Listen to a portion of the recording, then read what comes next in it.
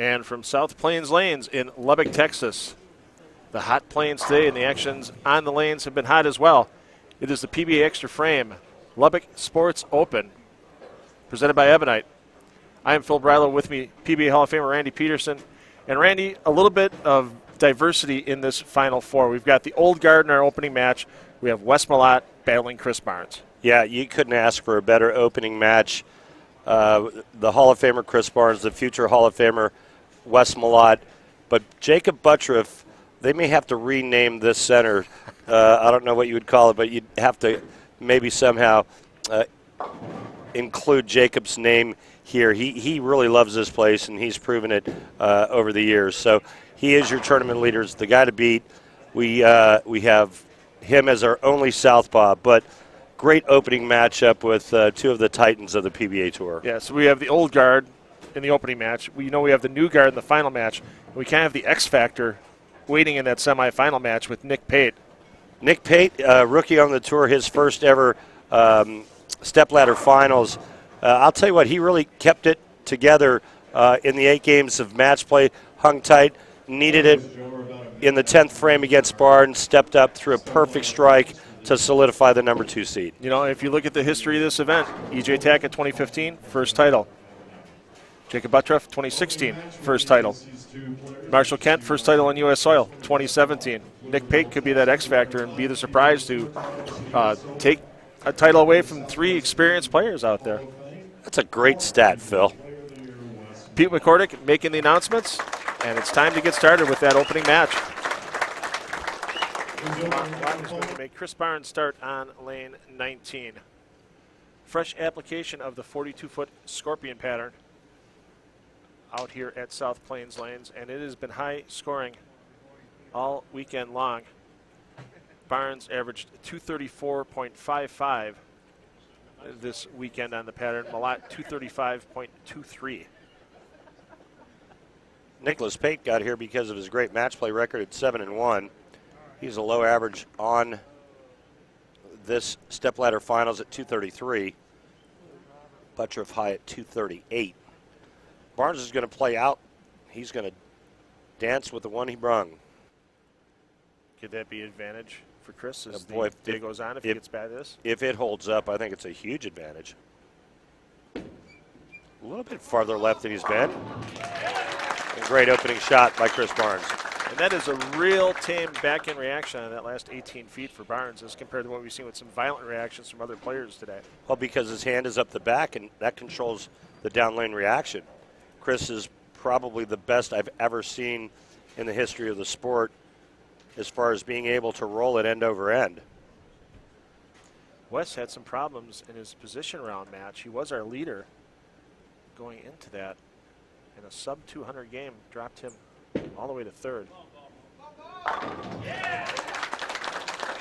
And something tells me 230 is not going to win this match. I mean, I have to see this as being a very high-scoring Stepladder finals, as you see a little profile look from Malott. It's one of the best releases in the game, very unique. He's going to go with 2 different bowling balls in each lane. I saw him throw this ball on the left lane the last couple of shots in practice. Of course, Wes, our reigning king of the hill. Pardon me, king of bowling. With strikes like that, we know why he's been undefeated for 9 years in those king competitions. Well, that's only because he hasn't bowled me, and I was the reigning king of the hill back on ABC television when we had that. I think we need to get a fan vote going on Facebook. Well, yeah, at some point. I mean, either that or he's just ducking me.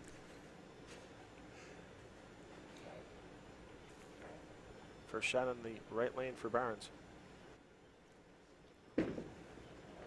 It's a little farther right. We've seen the right lanes hooking here at South Plains Lanes, a little more than the left in this middle section.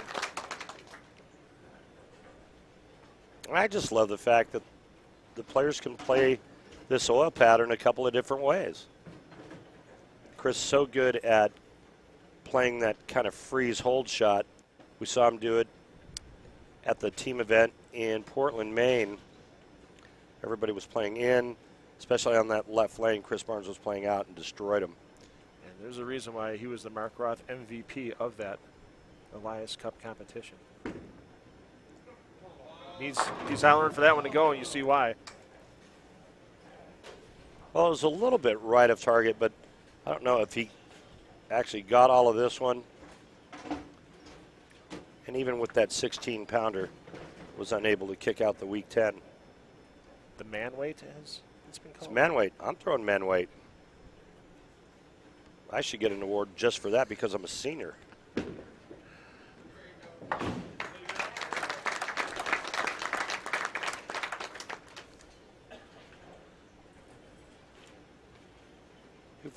Who can forget the year Wes Malott had when he was King of the Hill, bowled 2 300 games in that competition, won Player of the Year honors that year.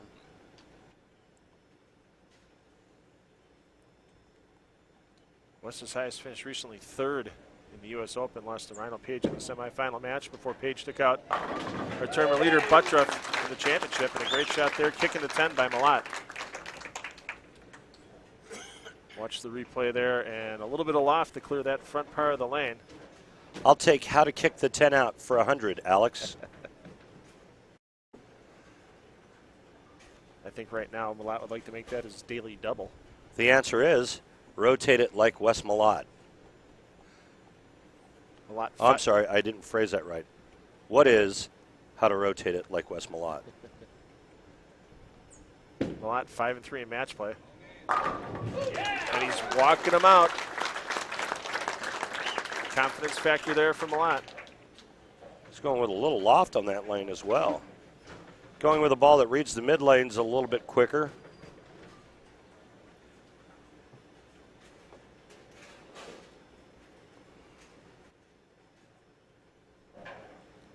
Barnes' best finish this season was 7th with the Roth-Holman doubles. There you go. Kick save on the 10 and a beauty for Chris Barnes. Looked like it was right over second arrow. I think Golden Knights could have used him in Game 5 for a kick save or two. They sure could have, but what a season by them. Their inaugural season, make it all the way to the Stanley Cup. It's pretty impressive. And I'm just going to go out on a limb and say that's never happened. Only because I know that's correct.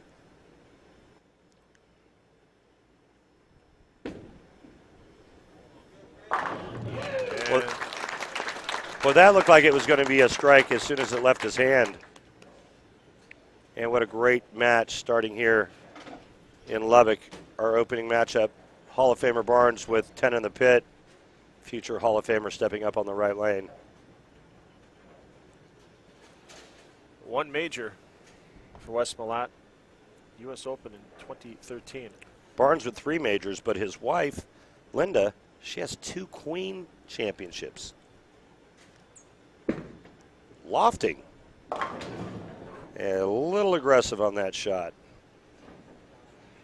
Was it the loft that caused that ball? Sometimes when your hand stays in it a little bit too long, the tendency is to pull.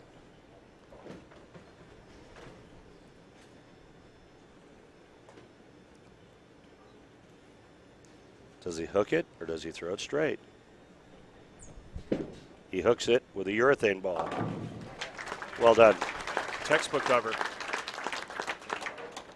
Max score for Chris Barnes, 279. Max score Wes Malott, 277. Even though it was a few years ago on the PBA Tour back in 08-09, Wes showed his talent. He won the PBA Versatility Swing, which is points over 6 different tournaments on 6 different lane conditions.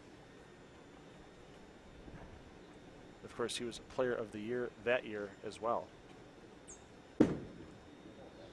Looks a little tight. Wow. Much better.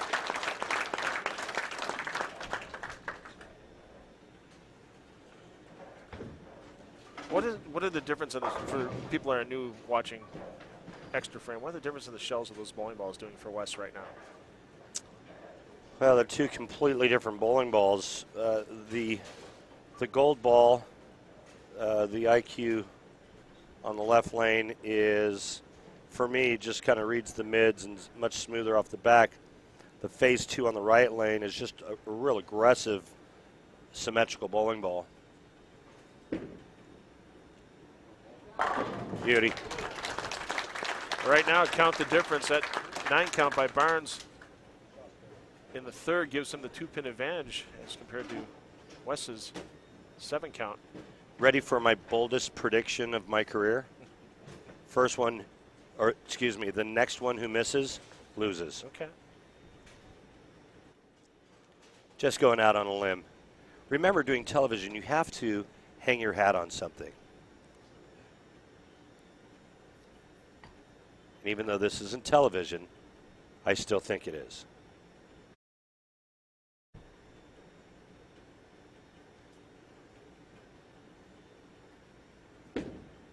Looks a little right out of the hand.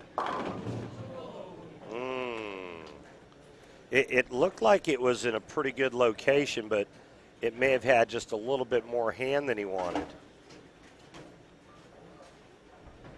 Well, we're going to see very quickly whether your prediction comes true for the man that was 1998 PBA Rookie of the Year. And Chris, just like me in league, he didn't trip the 4-pin.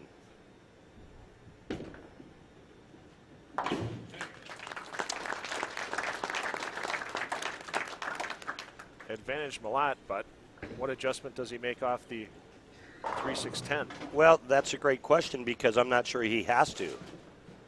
Obviously, if he threw it well and went high, it's probably going to be a 3-1 or 4-2 left, meaning 3 or 4 boards with his feet, a couple of boards with his target. Instead, it's farther right. Oh, my. Whoa. Mach 6 on the Messenger. This Messenger here was dirtier than a truck stop restroom, and unfortunately, it doesn't kick the 10. But there was stuff flying everywhere. Wes is going to take a second to check the fit.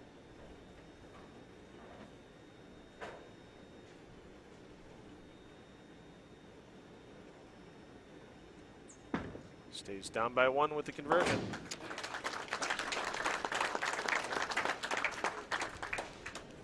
One-pin match. 2 of Wes's 10 titles being Roth-Homan doubles titles with Norm Duke. Which tells you what? It's all about picking the right partner.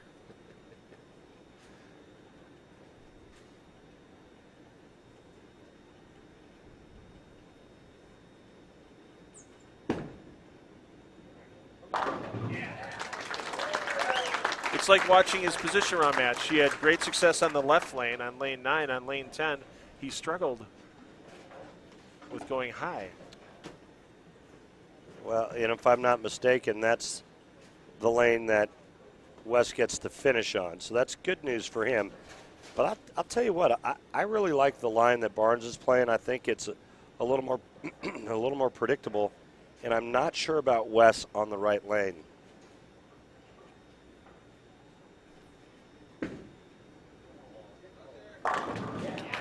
He stared that one down, and he's going to start waving it off pretty quick. Well, when you watch his reaction after this shot, he'll put both hands up like, okay, that one held. That's a good sign. Big shot now because this sets up the 10th frame for Chris, and no matter what Wes does, he can't be shut out if he strikes on this ball.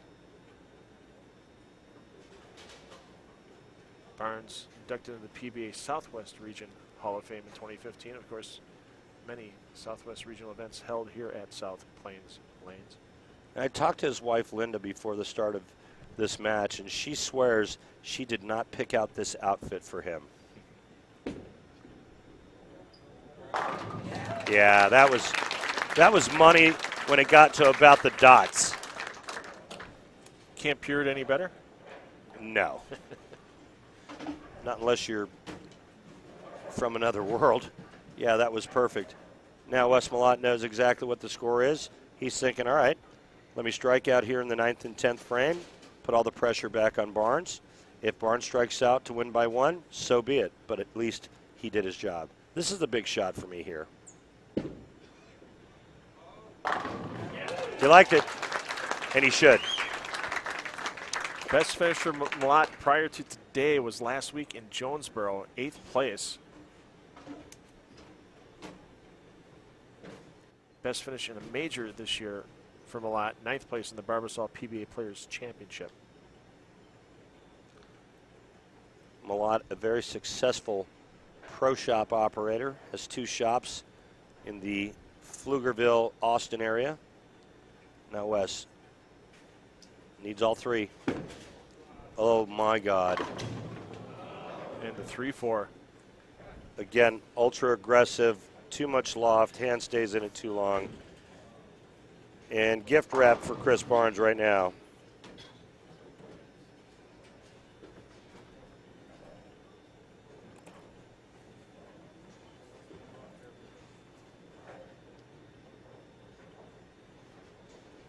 Max score here for Malott, even with a conversion. It's going to be 235.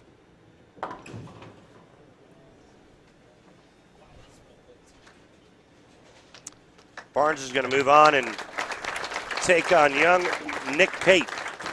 Great week for Malott. He needs solid count on the first ball, doesn't he? I Like think a there's Greek church could be an issue. I think there's a pretty good chance he's going to get good count. Just saying. How's that for good count, Phil? I like your prediction there, Randy. So Barnes takes the opening match. Nick Pate waiting in the wings.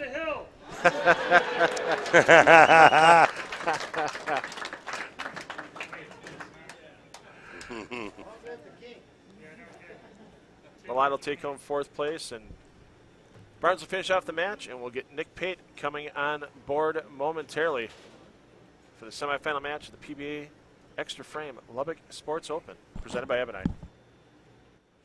Semifinal match, PBA Extra Frame Lubbock Sports Open, presented by Ebonite. Phil Breiler, Randy Peterson on the call with you. And Randy, you were observing Nick Pate during practice, and I think the word wow was used once. Well, he's just kind of unassuming good. You know, he has a very simple game, not a lot of movement, but he's got a lot of hand and wrist action at the bottom, and he was really opening up this oil pattern a lot in practice. But, you know, I got some intel during the break, as I normally do, if I'm lucky enough. Chris Barnes sent me a text saying he decided to hook it a little bit more than he did in match play, about 3 to 4 boards left. He said the rack on the right lane didn't like the pucks, meaning that when he was going straighter, obviously he had to take more hand out, and his carry didn't look very, very good on that right lane. So decided to give it a little bit more hand, and 3 to 4 left of where he was in match play. First shot in a championship round for Pate, and not a bad shot. That was a really good shot to start for a youngster that's never been in this environment before. And he's going to open lane up, and that's what's known as a ringing 10 or something other than words I can use on Extra Frame. Pate had his first PBA 300 game in this event during qualifying.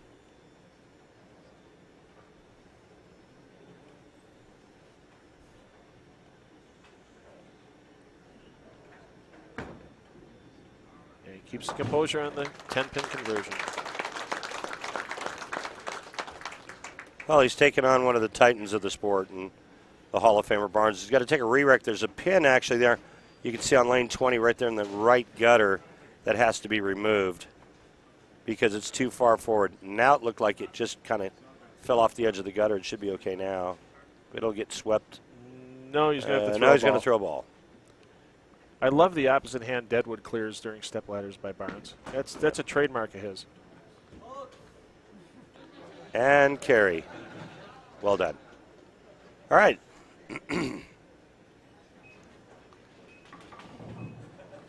Barnes gets through this match. There's not going to be a whole lot of smiling going on in the title match. It's been about 3 years since Barnes won his last title, 2015. But with 18 titles, and I believe he's tied with Tommy Jones, he's thinking nothing other than getting past TJ in terms of titles won. Oh, boy. There you go. How about a backdoor 4?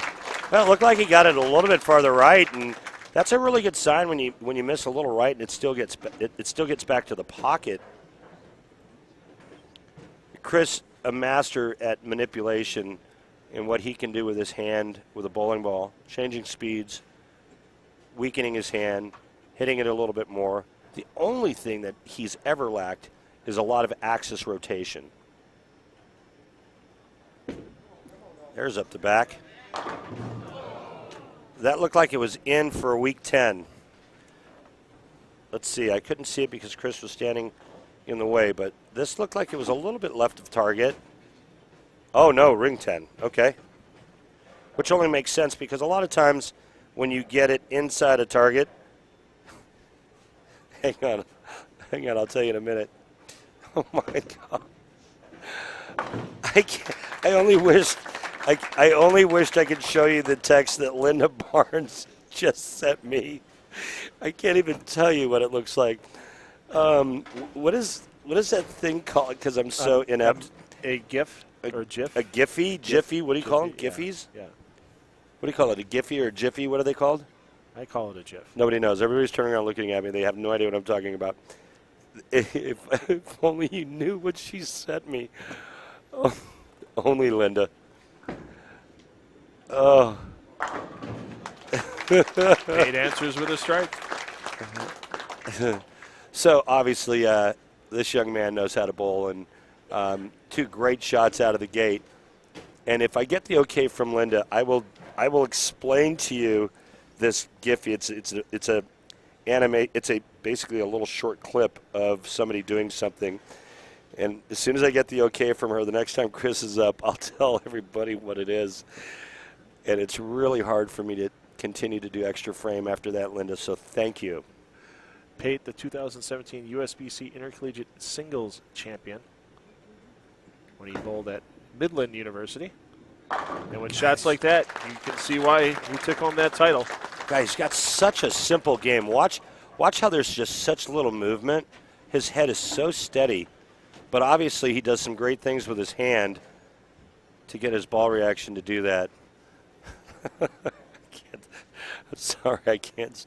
All right, I'm going to pull myself together. Barnes now, right lane. Been 5 years since Barnes won on U.S. soil when he won the Viper Open in Las Vegas. Beauty. 2014 he won in Qatar. 2015 the DHC Japan Invitational.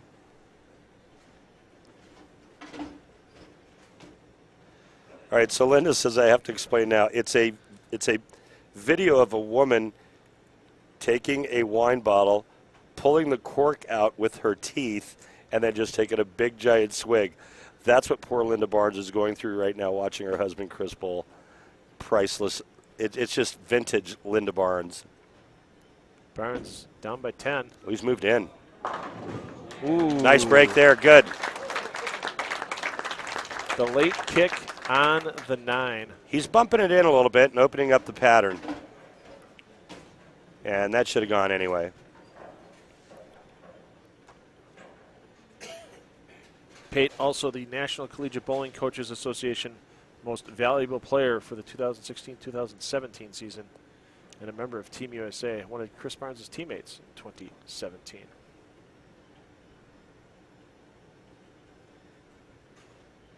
Fourth frame for 3 in a row. And we saw a similar miss of a messenger by Malott in our opening match, where the head pin just comes back in front of the 10 pin, and it looked like it contacted another pin slightly as it started making its way back right across the pin deck.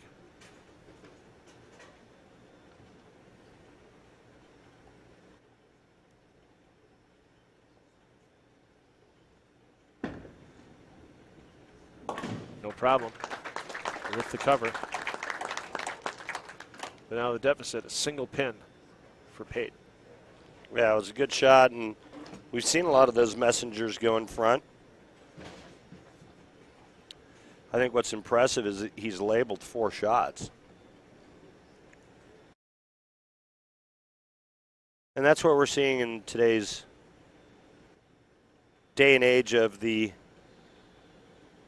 PBA Tour. These youngsters that come out, they're afraid of no one, growing up through the college ranks, getting a lot of experience. And there it is. Carries the light hit. The big scramble. They've got so much experience and they're not afraid. And then to go along with that, a lot of talent. And they, you know, they have a lot of talent now because they're used to watching guys like this. Pate started qualifying, finished 12th, moved up to 7th in Casters round, and then moved up to 2nd on the basis of that 7-1 match play record, including a win over Barnes in the position round. 10 back for Barnes, and you see the smile and the confident fist pump on the way back. He's pumping it in just a hair, but still the same idea with the hand behind, down and in. Leads at 11, can get it to 21, taking the string out to 4 in the 6th.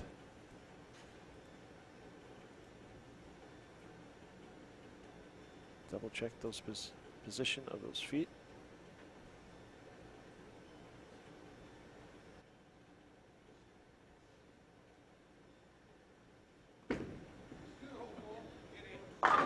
Oh boy. He's got a little room. Well, he doesn't need a lot. Yeah. You know, you give Chris Barnes 3 boards and you put him in stroke and it's going to be trouble. And another great shot. How does the young man respond now? Pressure's all on him. Well, he's been under national TV lights before, winning that intercollegiate singles championship on CBS Sports Network. Don't forget about the last group position round, or group stepladder, this Tuesday on CBS Sports Network, 8 p.m. Eastern, and a good shot by Pate for a double. Yeah, fortunate to carry that hit.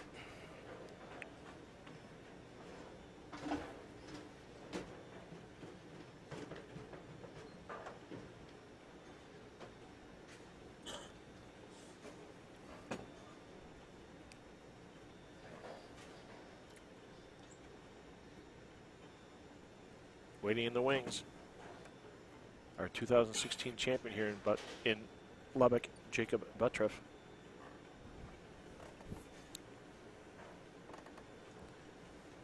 Butturff using a huge cashier's round this morning to get himself into the top position, and that's going to hurt. Well, this is an unfortunate break, but it looked like he got it in just a hair anyway. But that's unlucky. Ball goes right by the 9-pin. And that's where you turn around and say, thank you very little, because that's really all you can say when there's children in the crowd.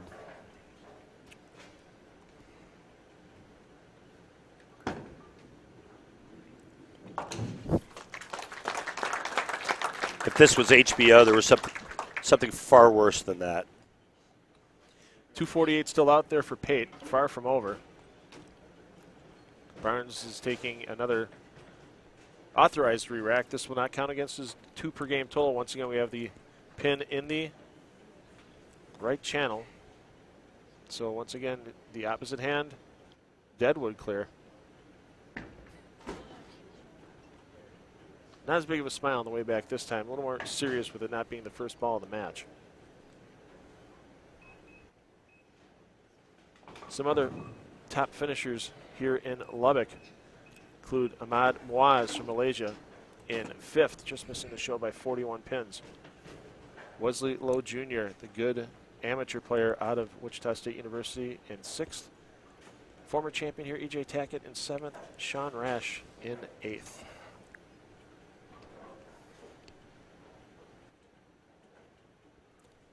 Big shot now coming up for Chris Barnes to continue the string. Max scored 280. Get the lead back out to 22.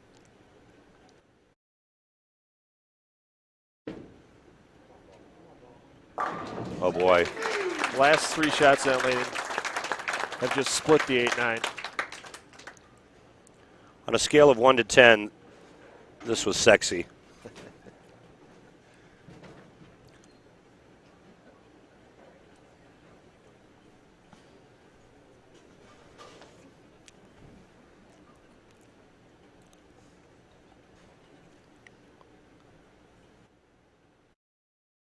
Well, the first scale Barnes is looking for right now is a 1 to 6, because this would be his 6th strike in a row and really force Pate to be in mandatory strike mode the rest of this game.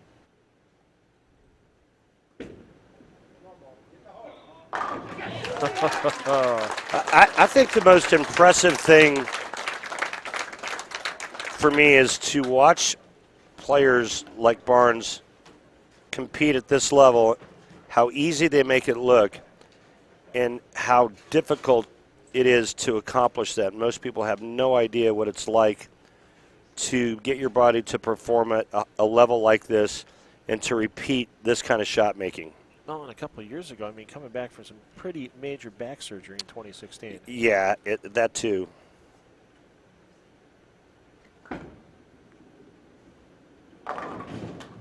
Half 10 goes. His max score 248 now for young Nick Pate. And a nice little love tap on the 10 here. But he knows the scoreboard. He knows he cannot miss again. Barnes already in the 240s.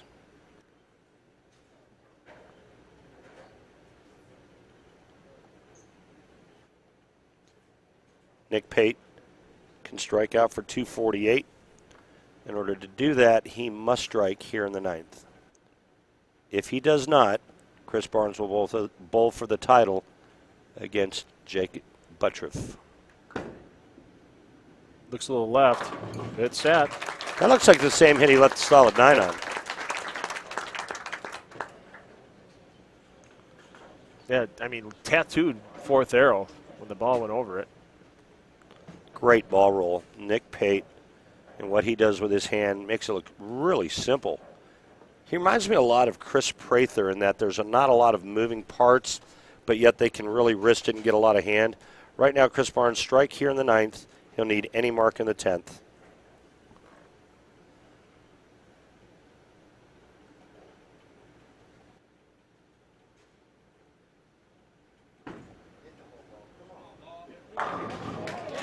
Six does the job.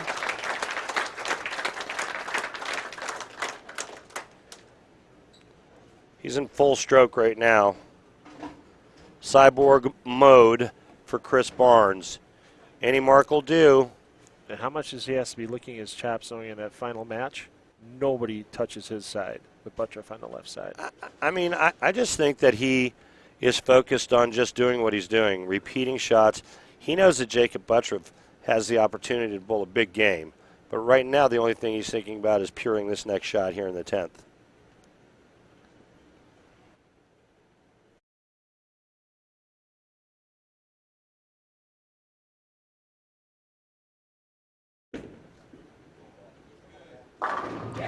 Can't pack it back any better than that. And it's not too often you see Chris Barnes come back from a strike with a ear-to-ear grin on his face. He did on that shot. Winner, winner, chicken dinner. He's going to bowl for the title.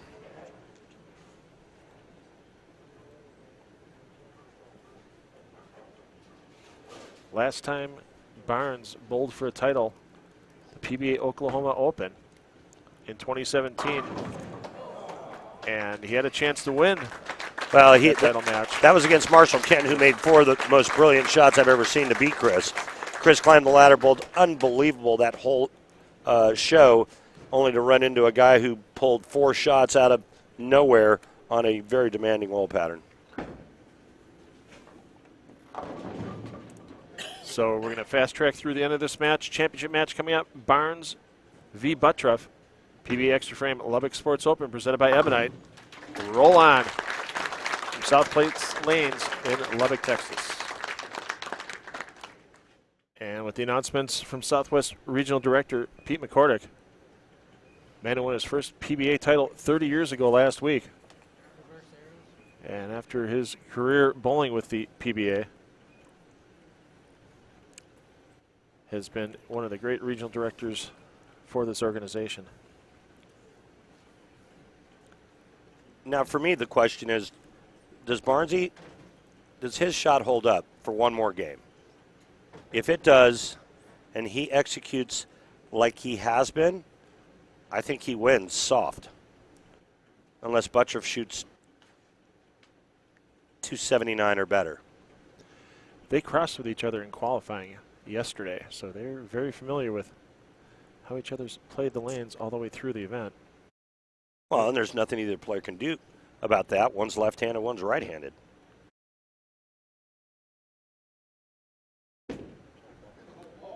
Oops. So see, that's kind of the concern. Chris knows that he's got right area, but if he gets a little too much hand in it, it's going to go high, just like it did. It could have been rotation. Maybe there was a little bit of side roll on that. If it was more end over end, it would have gotten to the dry, checked off of it, and froze.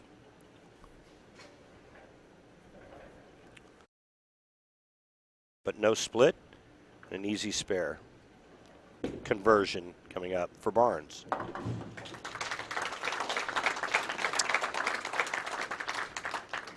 Safe.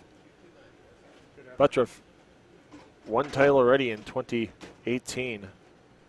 Go Bowling 60th Anniversary Classic. Back in Indianapolis in February.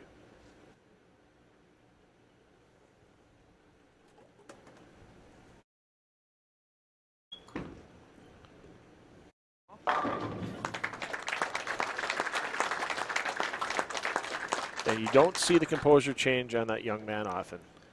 Well, if there's one thing this young man knows how to do, it's strike. And when he has his look with that urethane bowling ball, he's very tough. Been here before. Third year in a row in this Stepladder final in Lubbock. Last year finished third after Marshall Kent took him out in the semifinal match. And of course, champion beating Sean Maldonado in 2016.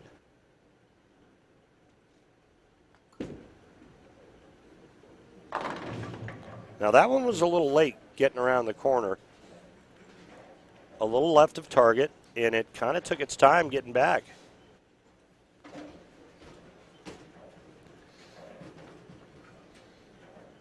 Is that just because of how that urethane ball uses its energy different than the ball Chris is throwing, which is reactive resin? It's just the way that lane broke down, or the way that lane is playing.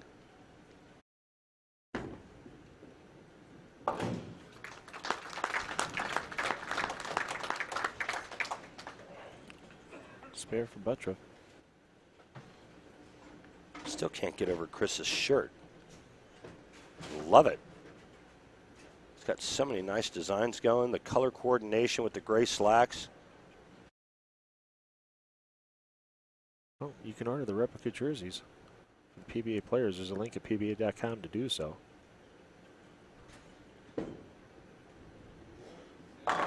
There you go. And he keeps up with that right lane. I can't remember the last time he hasn't struck on it.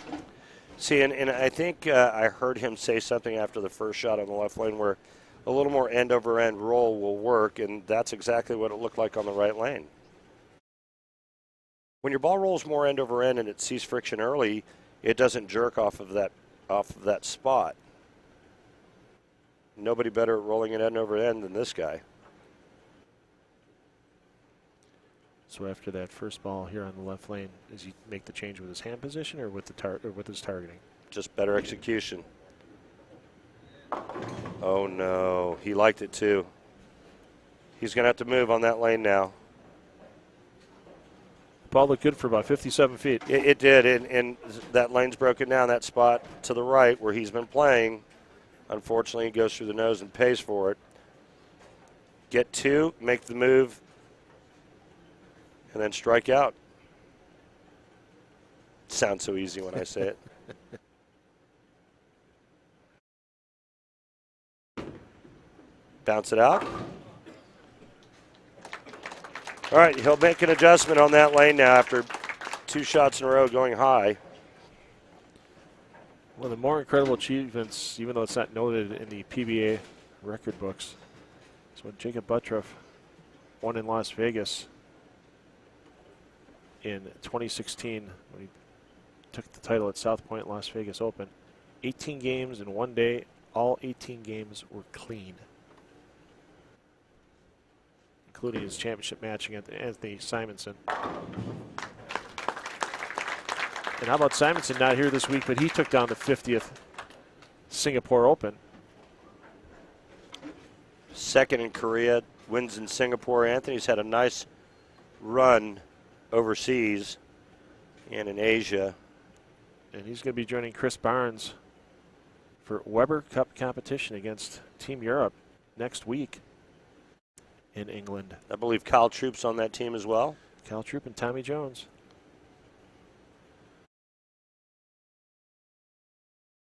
USA. USA. They've lost it 5 years in a row to the Europeans. They need to get it back. Barrett, Stu Williams, Martin Larson, and Jesper Svensson making up that team. And tell you what, there's a reason why Team USA had Jakob Butturff on it, helping Barnes, Butturff, Jones, and other teammates win the gold medal in the World Championships last year. It's carry like that. Very fortunate to carry that trip 6 for a double. Now Barnes got to come back with back-to-back strikes here.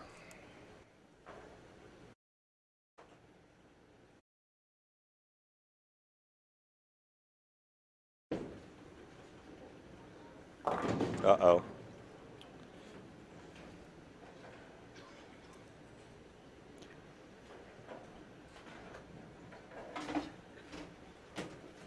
And could this be the beginning of the end for Barnes?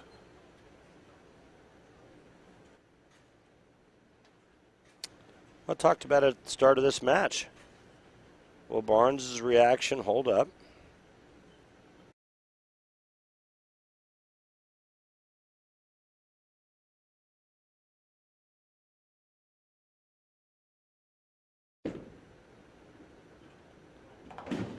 Ooh, man. It's a good thing he didn't hit that 2-pin any harder. He could have deflected away from that 8.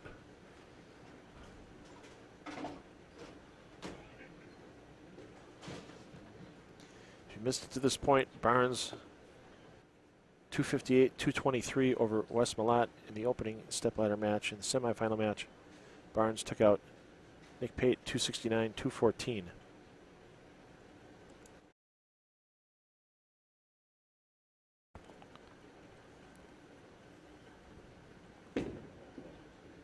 There's the move. There's the strike.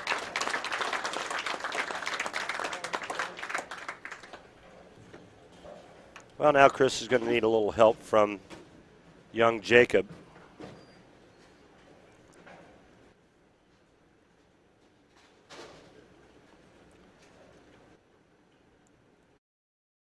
And I think the only form that's going to come in is if Jakob Butturff has bad carry.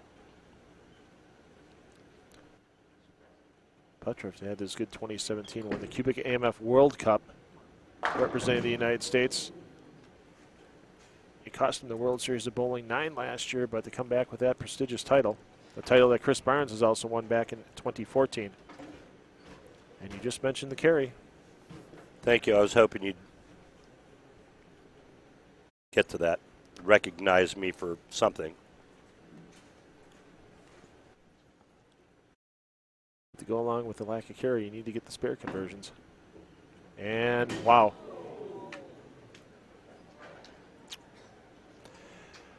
Momentum change. And a big one. Well, you know, this happens. Unfortunately, this is not a very good time for that. If you're Chris Barnes, you're thinking, okay, let me come back with a really good shot on the right lane. I've made the adjustment on the left lane. Let me go back to executing like I was. And let's see if we can't apply a little pressure to the throat of Jakob Butturff. Butturff goes from a 20-pin lead to a possible 1-pin deficit if Barnes can double, and he gave that a little extra. We have a match. If Barnes strikes in the right lane, we have a match. Lucky only to leave the 2-4-7.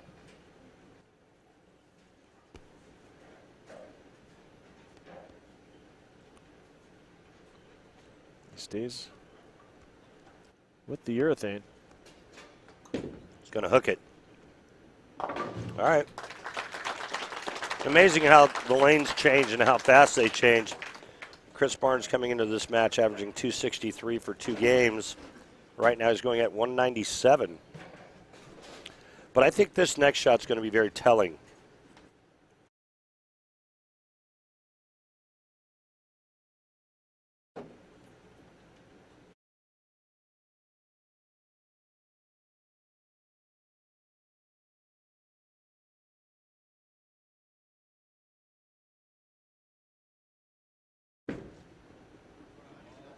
Staring it down. Well, this looks like he made a pretty big move on this lane, moving left. You could see it there. He's been around second arrow the whole time, and that was just inside a third arrow. Chris got away from that outside part of the lane and moved in where he knew he could get a little push and get it to read a little friction, and the execution was perfect. And, oh, by the way, have I mentioned we have a new leader? By a pin. And you thought I was no good at math.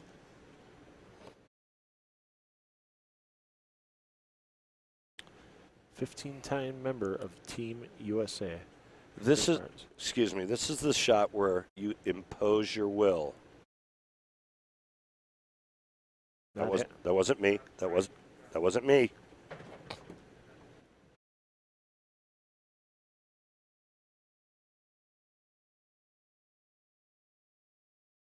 Best thing to do in that situation: recompose, full pre-shot routine.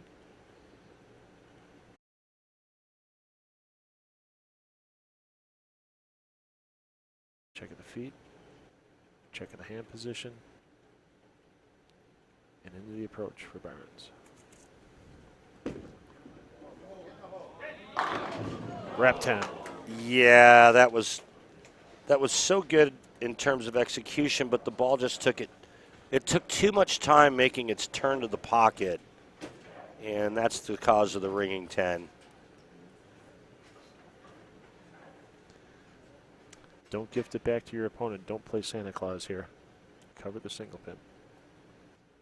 Spare, we're tied. Uh-oh. All right.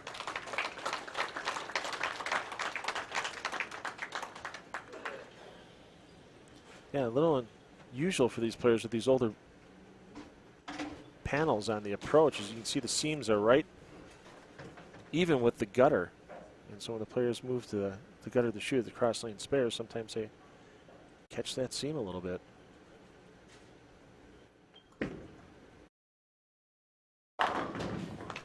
Beauty. Now what about the left lane? It's got this lane down. Jakob had choice of starting lane and finishing position. Chose to finish on the left lane.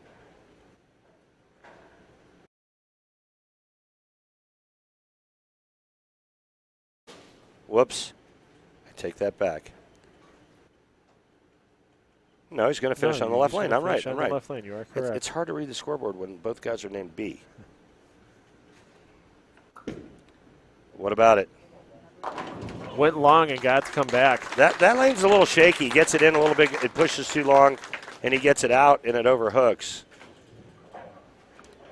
Do you think Butturff's choice to finish on that left lane was just to get out of the way, set the pace for Barnes, or was it something he may have actually seen in practice? Typically, you would pick your best lane to finish on, unless your opponent had a terrible lane. Well, Barnes, coming into this match, didn't he? Yep. Averaging 263. Right now, Barnes looking to finish up possible 227. Got to have it. Still leaves him down 10.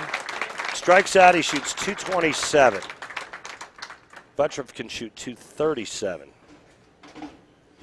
Good shot there by Chris.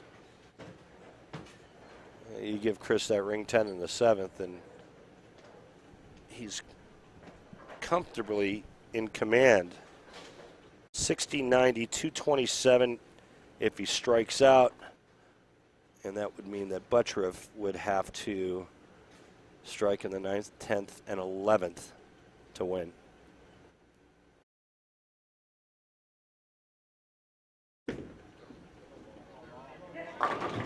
Wow.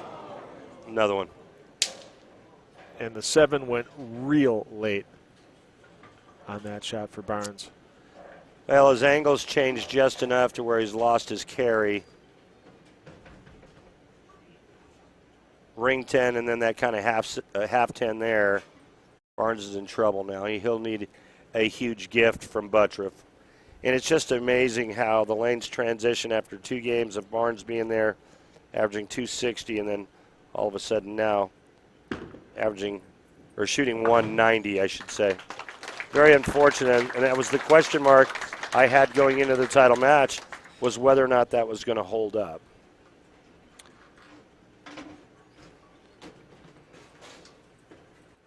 Butturff strike here. He's going to be in the 2-0s with an open. Well, right now, if you're Butturff, you got to be licking your chops.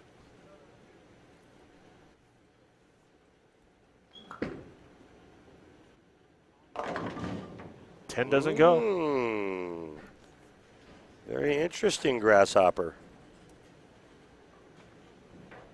Ball responded just a hair late.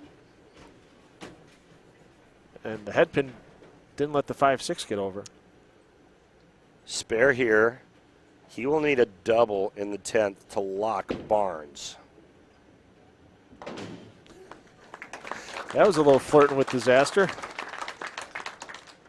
And how big is that whiffed 7-pin in the 5th? How many times have we seen something like that in a title match come back to bite the player in the rear end as Butturff takes a re-rack? Double and count. He needs 2 strikes and 2 pins. Well, back in the championship match in 2016, he had a chance to do the same thing. The Sean Maldonado shut out. Did not do it. Maldonado had a chance to step up and win with a strike first ball of the 10th. Maldonado left a 4-pin to hand the title to Butturff. Beauty. One more, you say. He's saying to himself.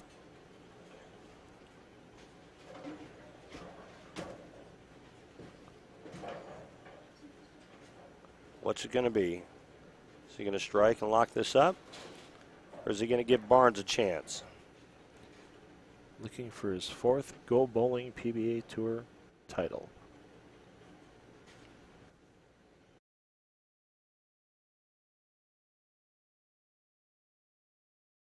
Taking a little extra time for hitting the approach.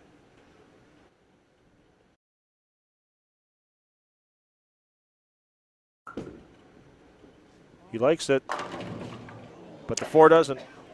Well, folks, guess what?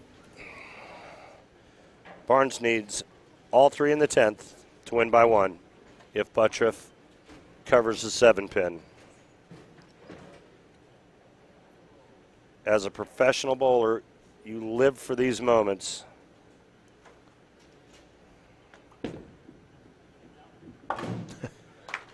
And he's right. If he covers that 7-pin in the 5th, this is over. Now Barnes, 3 in the 10th, he wins. That can make a long drive home to Arizona for Jakob Butturff if Barnes gets the punch.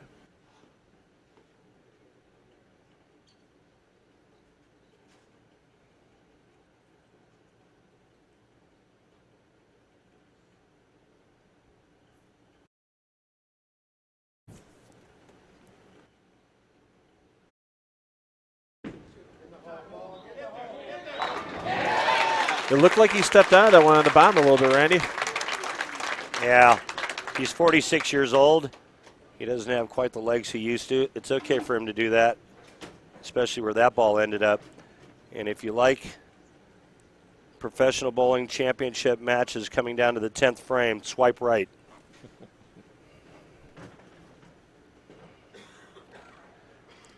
Two more for the win. Strike 9, we have a tie. First title in 3 years total. First title on American soil in 5. Possible for Barnes.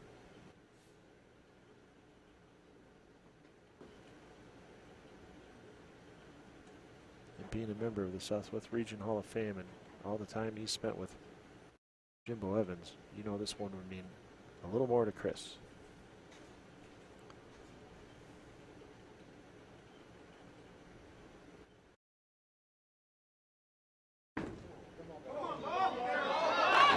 There's 2. I think you could have replayed the first ball on the 10th and the second ball on the 10th over the top of each other, and there wouldn't have been much variation in anything. Ball speed, ball location, pinfall.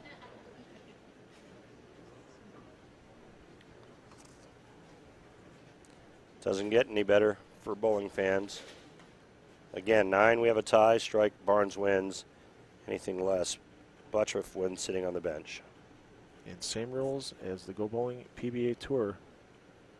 If it's a tie, single ball roll-off, Butturff would have lane choice and order choice as higher seed.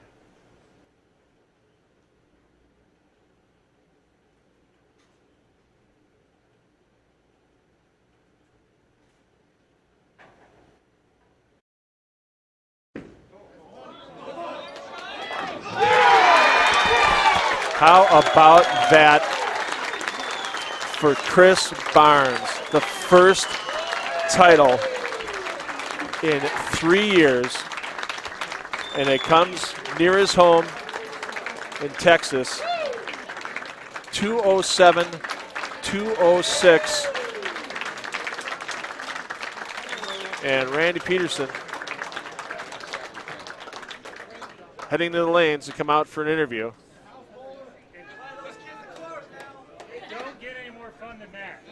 You heard Barnes right there. They don't get any more fun than that.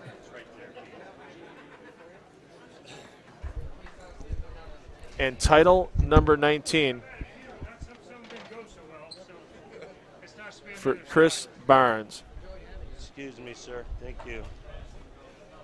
Oh, that didn't suck. Now let's take it out to the lanes with Randy and Chris. Congratulations. Trying to get my cue. All right, everybody. How about that? Wait, I got to turn this wireless on. Pete? Check, check. Check, 1, 2. How about now? Anybody?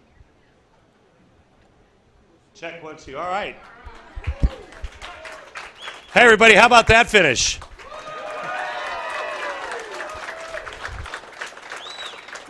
You know, as a once being a bowler myself and being a bowling fan and being able to call the action for the greatest in the world, during Extra Frame I was saying how it never gets any better than this moment. It's been almost 5 years since you won here in the U.S., and I know this place particularly is dear to your heart. What does it mean to you to win this event? Well, for a lot of reasons, it's really special. Obviously, Jimbo Evans, his staff, his partners here at South Plains Lanes, and some of the best fans in bowling out here today sure make this a lot of fun.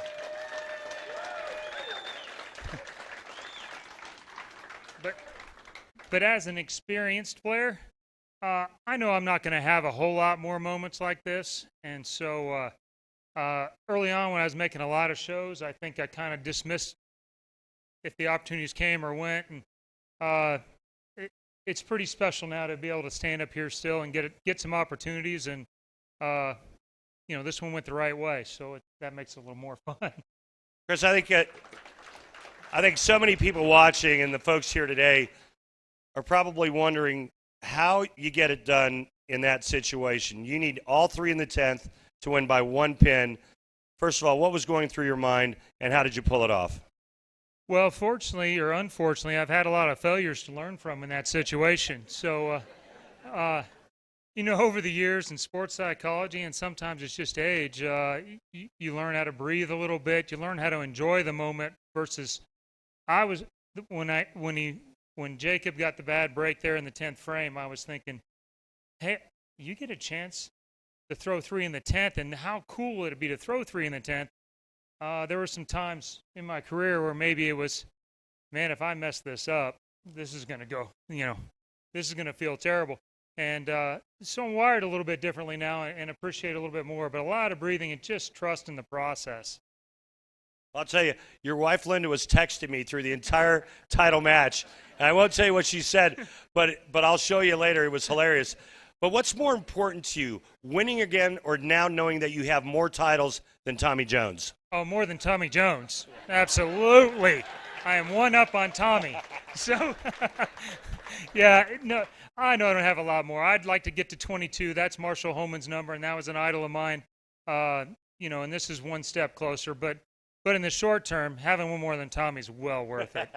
Chris, congratulations. Great job. Your champion, everyone, Chris Barnes.